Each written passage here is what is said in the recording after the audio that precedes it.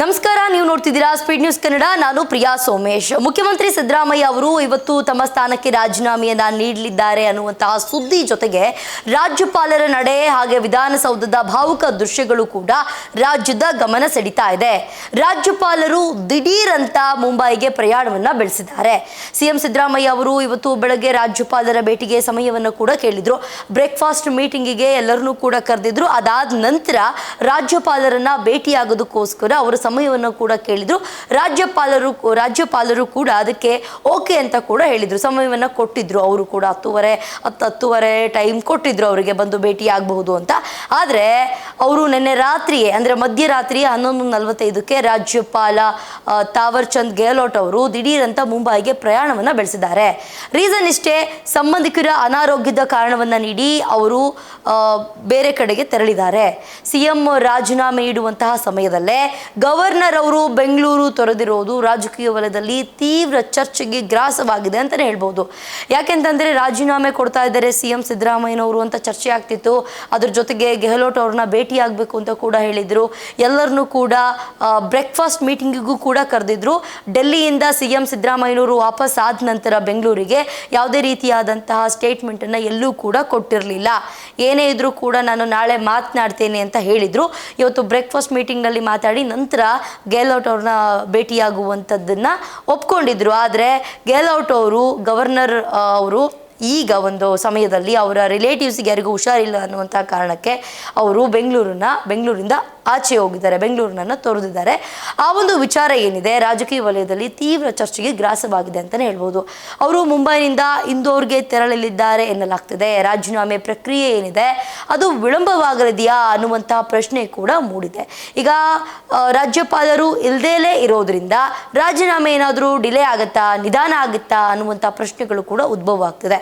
ಮುಂದೆ ಏನು, ಅವರಿಲ್ಲ ಅಲ್ಲ, ಈಗ ಏನಾಗುತ್ತೆ ಅಂತ ನೋಡೋದಾದರೆ ರಾಜ್ಯಪಾಲರು ಬೆಂಗಳೂರಿನಲ್ಲಿ ಇಲ್ಲದ ಕಾರಣ ಸಿಎಂ ಸಿದ್ದರಾಮಯ್ಯ ಅವರ ರಾಜೀನಾಮೆ ಸಲ್ಲಿಕೆ ಯಾವಾಗ, ಅದರ ಜೊತೆಗೆ ಹೈಕಮಾಂಡ್ ಸೂಚನೆಯಂತೆ ಮುಂದಿನ ಸಿಎಂ ಯಾರು ಎಂಬ ಅಧಿಕೃತ ಘೋಷಣೆ ಯಾವಾಗ ಹೊರಬೀಳಲಿದೆ, ಈ ಎಲ್ಲ ಪ್ರಶ್ನೆಗಳಿಗೆ ಇವತ್ತು ಸಂಜೆ ಒಳಗಡೆ ಕೂಡ ಉತ್ತರ ಸಿಗುವಂಥ ಸಾಧ್ಯತೆ ಇದೆ.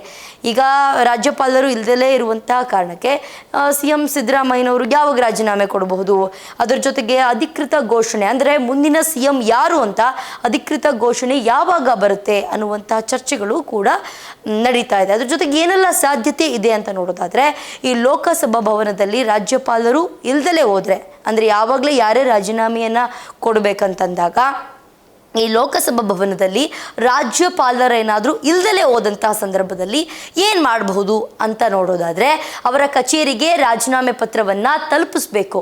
ರಾಜೀನಾಮೆ ಪತ್ರವನ್ನು ಬರೆದು ಅದನ್ನು ಅವರ ಕಚೇರಿಗೆ ತಲುಪಿಸ್ಬೇಕು. ಅದಾದ ನಂತರ ರಾಜ್ಯಪಾಲರು ಬಂದ ತಕ್ಷಣವೇ ಆ ಪತ್ರವನ್ನು ನೋಡ್ತಾರೆ, ಪತ್ರವನ್ನು ಪರಾಮರ್ಶೆ ಮಾಡ್ತಾರೆ.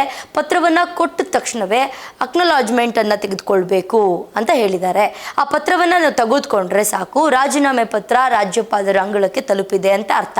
ಅಂದರೆ ಆ ಲೆಟರನ್ನು ತಗೊಂಡ್ರೆ ವಾಪಸ್ಸು ಆ ಒಂದು ಲೆಟರ್ ಏನು ರಾಜೀನಾಮೆ ಪತ್ರವನ್ನು ತಲುಪಿಸಿರ್ತಾರೋ ಅದು ರಾಜ್ಯಪಾಲರ ಅಂಗಳಕ್ಕೆ ಆಲ್ರೆಡಿ ತಲುಪಿದೆ ಅಂತ ಅರ್ಥ. ಇನ್ನು ರಾಜ್ಯಪಾಲರು ಕೂಡ ಆ ರಾಜೀನಾಮೆ ಪತ್ರಕ್ಕೆ ಅಂಗೀಕಾರ ಆಗಿದೆ ಅಂತ ಏನಾದರೂ ಹೇಳ್ಬಿಟ್ಟು ಸಹಿಯನ್ನು ಮಾಡೋವರೆಗೆ ಅಂದರೆ ಅಕ್ಸೆಪ್ಟ್ ಮಾಡಿದ್ದೀವಿ ನಿಮ್ಮ ರಾಜೀನಾಮೆ ಅಂತ ಹೇಳ್ಬಿಟ್ಟು ಸಿಗ್ನೇಚರ್ ಆಗೋವರೆಗೂ ಕೂಡ ಸಿಎಂ ಸ್ಥಾನದಲ್ಲಿ ಯಾರಿರ್ತಾರೆ, ಸಿಎಂ ಸಿದ್ದರಾಮಯ್ಯನವರೇ ಮುಂದುವರಿಯಲಿದ್ದಾರೆ. ಈ ರಾಜ್ಯಪಾಲರು ಅಂಕಿತ ಹಾಕಿದ ತಕ್ಷಣ ಮುಂದಿನ ಸಿಎಂ ಆಯ್ಕೆ ಆಗೋವರೆಗೂ ಕೂಡ ಪ್ರಮಾಣ ವಚನವನ್ನು ನೀಡೋವರೆಗೂ ಕೂಡ ಹಂಗಾಮಿ ಸಿಎಂ ಅಂತ ಹೇಳ್ಬಿಟ್ಟು ಸಿಎಂ ಸಿದ್ದರಾಮಯ್ಯನವರು ಅದೇ ಸ್ಥಾನದಲ್ಲಿ ಮುಂದುವರಿಯಲಿದ್ದಾರೆ ಅಂತಲೇ ಹೇಳ್ಬೋದು. ಈಗ ರಾಜ್ಯಪಾಲರು ಇಲ್ಲ ಅಂತಂದಿದ ತಕ್ಷಣ ರಾಜೀನಾಮೆ ಕೊಡೋಕ್ಕಾಗಲ್ಲ ಅಥವಾ ರಾಜೀನಾಮೆಯನ್ನು ಅಕ್ಸೆಪ್ಟ್ ಮಾಡೋದಕ್ಕಾಗಲ್ಲ, ಆ ರೀತಿಯಾಗಿ ಏನೂ ಇಲ್ಲ. ರಾಜ್ಯಪಾಲರು ಎಲ್ಲೇ ಹೋಗಿದ್ರು ಕೂಡ ರಾಜೀನಾಮೆ ಪತ್ರವನ್ನು ಬರೆದು ಅವ್ರ ಕಚೇರಿಗೆ ಕಳಿಸ್ಬೇಕು. ಅದು ಅವ್ರು ಬಂದಾದ ನಂತರ ಅದನ್ನು ನೋಡಿ ಅದನ್ನು ಒಪ್ಪಿಗೆ ಕೊಟ್ಟು ಸಿಗ್ನೇಚರನ್ನು ಹಾಕೋವರೆಗೂ ಕೂಡ ಯಾರು ಆ ಜಾಗದಲ್ಲಿ ಇರ್ತಾರೋ, ಈಗ ಸಿ ಎಂ ಸ್ಥಾನದಲ್ಲಿ ಸಿದ್ದರಾಮಯ್ಯನವರೇ ಇರೋದ್ರಿಂದ ಅವರು ರಿಟರ್ನ್ ಸಹಿ ಹಾಕೋವರೆಗೂ ಕೂಡ ಸಿಎಂ ಸ್ಥಾನದಲ್ಲಿ ಸಿದ್ದರಾಮಯ್ಯನವರೇ ಇರ್ತಾರೆ. ಅದಾದ ನಂತರ ಸಹಿ ಹಾಕಿದ ನಂತರ ಸಿಎಂ ಸ್ಥಾನ ರಾಜೀನಾಮೆಯನ್ನು ಸ್ವೀಕರಿಸಲಾಗುತ್ತೆ. ಅದ್ರ ಜೊತೆಗೆ ಮುಂದಿನ CM ಯಾರು ಅಂತ ಕೂಡ ಅನೌನ್ಸ್ ಮಾಡಲಾಗುತ್ತೆ. ಇವತ್ತು ಫೋಟೋ ಹಾಗೆ ವಿಡಿಯೋಸ್ನೆಲ್ಲ ತಾವು ನೋಡಿರಬಹುದು, ಸೋಷಿಯಲ್ ಮೀಡಿಯಾದಲ್ಲಿ ಸಿಕ್ಕಾಪಟ್ಟೆ ವೈರಲ್ ಆಗ್ತದೆ. DK ಶಿವಕುಮಾರ್ ಅವರು ಸಿದ್ದರಾಮಯ್ಯನವರ ಕಾಲಿಗೆ ಬಿದ್ದು ನಮಸ್ಕರಿಸಿರುವಂಥದ್ದಾಗಿರ್ಬೋದು, ಅವ್ರನ್ನ ತಪ್ಕೊಂಡಿರುವಂಥದ್ದಾಗಿರ್ಬಹುದು, ಮಾತಿಲ್ಲ ಕತೆ ಇಲ್ಲ, ಆದರೆ ಹಗ್ ಮಾಡಿರುವಂಥದ್ದಾಗಿರ್ಬೋದು, ಕಾಲಿಗೆ ಬಿದ್ದು ನಮಸ್ಕಾರ ಮಾಡಿರುವಂಥದ್ದಾಗಿರ್ಬೋದು, ಇದೆಲ್ಲ ಫೋಟೋಗಳು ಮತ್ತು ವಿಡಿಯೋಗಳು ಸೋಷಿಯಲ್ ಮೀಡಿಯಾದಲ್ಲಿ ಸಿಕ್ಕಾಪಟ್ಟೆ ವೈರಲ್ ಆಗ್ತದೆ. ಮುಂದಿನ CM ಯಾರು ಅಂತ ಅನೌನ್ಸ್ ಆಗಬೇಕು, ಅಂದರೆ ಅಧಿಕೃತವಾಗಿ ಘೋಷಣೆ ಆಗಬೇಕು ಅಂತಂದರೆ ರಾಜ್ಯಪಾಲರು ಬರಬೇಕು. ಕಾದು ನೋಡಬೇಕು ಇದೆಲ್ಲ ಏನೆಲ್ಲ ಆಗುತ್ತೆ. ಇವತ್ತು ಸಂಜೆ ಒಳಗಡೆ ಎಲ್ಲದಕ್ಕೂ ಒಂದು ಫುಲ್ ಸ್ಟಾಪನ್ನು ಇಡ್ತಾರೆ ಅಂತ ಅಂದ್ಕೊಂಡಿದ್ದೀವಿ. ಕಾದು ನೋಡಬೇಕು. ಇದಾಗಿತ್ತು ಇವತ್ತಿನ ವಿಶೇಷ. ನೋಡ್ತಾ ಇರಿ ಸ್ಪೀಡ್ ನ್ಯೂಸ್ ಕನ್ನಡ, ಸುದ್ದಿ ನಿಮ್ಮದು, ವೇಗ ನಮ್ಮದು.